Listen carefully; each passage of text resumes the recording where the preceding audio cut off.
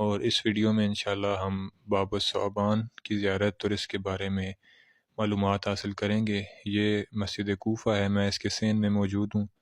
یہ دائیں سائیڈ پہ جو گنبد ہے یہ محراب مولا علی علیہ السلام ہے، جہاں پہ مولا کی شہادت ہوئی، اور بائیں سائیڈ والا گنبد حضرت مسلم بن عقیل کی مرکز مبارک ہے۔ تو یہ مومنین میرے سامنے بالکل باب الثعبان ہے، یہ دروازہ آپ کو نظر آ رہا ہے۔ اس دروازے کے متعلق ایک روایت ہے کہ ایک دفعہ امیر المومنین علیہ السلام یہاں پر ممبر پر خطبہ دے رہے تھے کہ تھوڑی دیر میں ایک سانپ اس دروازے سے اندر داخل ہوا اور امیر المومنین کے ممبر کے پاس آیا اور امام علیہ السلام کے کان میں کچھ کہا۔ اس کے بعد وہ اسی دروازے سے واپس چلا گیا۔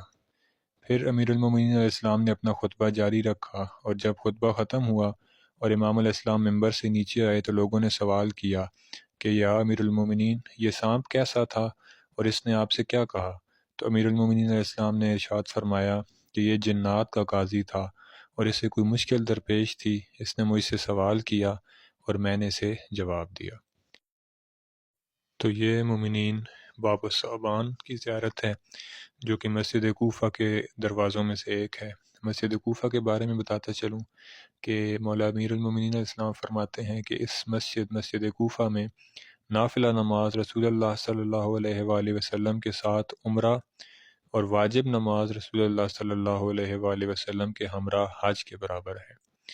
اسی طرح امام جعفر صادق علیہ السلام فرماتے ہیں کہ 4 مقامات پر نماز مکمل پڑھی جاتی ہے: مسجد الحرام یعنی مکہ میں، مسجد النبی یعنی مدینہ میں، مسجد کوفہ یعنی یہاں پر، اور حرم امام حسین علیہ السلام یعنی جو امام علیہ السلام کے ذریعے کے قریب کا حصہ ہے۔ تو یہ مسجد کوفہ انتہائی فضیلت کی عامل ہے۔ مومنین سے گزارش ہے کہ یہاں پر لازمی آیا کریں اور تمام مسلوں پر نماز ادا کیا کریں، اور انشاءاللہ آئندہ ویڈیو میں مقام ابراہیم علیہ السلام اس کی زیارت کے ساتھ آپ کی خدمت میں حاضر ہوں گا۔